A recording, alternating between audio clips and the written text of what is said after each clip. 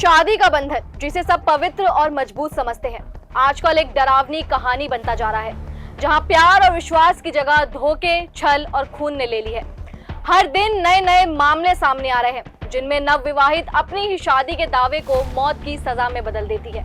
कभी शादी के बस 14 दिन बाद पति की हत्या हो जाती है, तो कहीं पति के शव को टुकड़े में काटकर छिपाने की सनसनीखेज वारदात होती है। यह केवल एक दो घटनाएं नहीं, बल्कि एक डरावना सिलसिला बन चुका है, जहां महिलाएं अपने प्रेमियों के साथ मिलकर पति की जान ले रही हैं।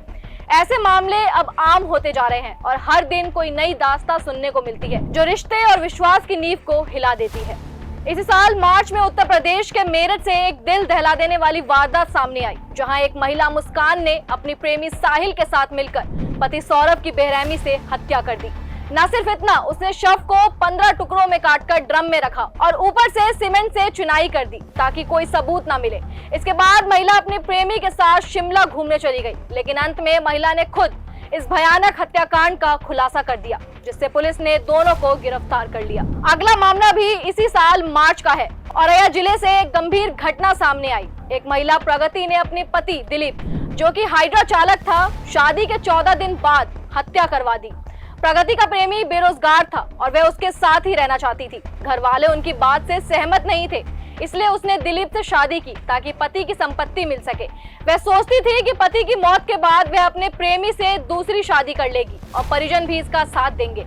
लेकिन पुलिस को सुपारी के लेन देन की खबर लगने पर उन दोनों को गिरफ्तार कर लिया। तीसरा मामला इस साल अप्रैल का है, जो मेरठ के बहसूमा इलाके का है, जहां अमित कश्यप की मौत वाइपर सांप के काटने से नहीं हुई थी, बल्कि उसकी पत्नी रविता ने अपने प्रेमी अमरदीप के साथ मिलकर अमित की गला दबाकर हत्या कर दी। बाद में उन्होंने हत्या छुपाने के लिए सांप को बिस्तर पर छोड़ दिया ताकि ये हादसा लगे। पोस्टमार्टम रिपोर्ट में दम घुटने से मौत बताई गई। पुलिस ने दोनों को गिरफ्तार कर इस सनसनीखेज घटना का खुलासा किया। अगला मामला जो आप सुनेंगे, उसे सुन आपको आज भी रोंगटे खड़े हो जाएंगे। मामला अमरोहा के बावनखड़ी गांव का है, जहां शबनम ने अपने प्रेमी सलीम के साथ मिलकर अपने ही परिवार के 7 लोगों की कुल्हाड़ी से हत्या कर दी थी। मरने वालों में उसके माता पिता, 2 भाई, भाभी, भतीजा और बहन शामिल थे। इस दिल दहला देने वाली घटना को अब 17 साल हो चुके हैं। गांव वाले आज भी उस खौफनाक रात को नहीं भूल पाए हैं। लोग अब अपनी बेटियों का नाम शबनम नहीं रखते। शबनम और सलीम को अदालत ने फांसी की सजा सुनाई गई थी। तिरुवनंतपुरम का अगला मामला तो आप सभी को याद ही होगा, जहां अक्टूबर 2022 में 24 साल की ग्रीष्मा ने अपने प्रेमी शेरोन को आयुर्वेदिक टॉनिक में जहर मिलाकर पिला दिया था।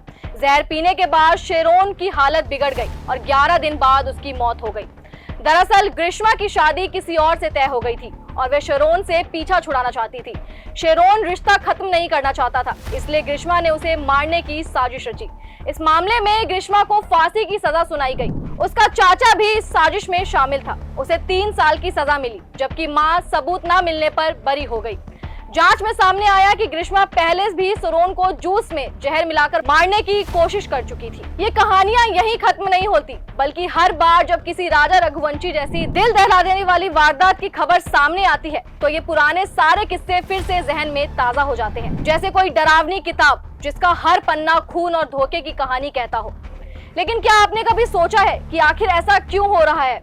क्यों एक के बाद एक ऐसी घटनाएं सामने आ रही हैं, जहां प्यार का नाम लेकर कोई जान ले रहा है? क्या ये महज 1-2 मामले की बात है, या फिर समाज में कहीं कुछ बहुत गहरा और खतरनाक बदल रहा है?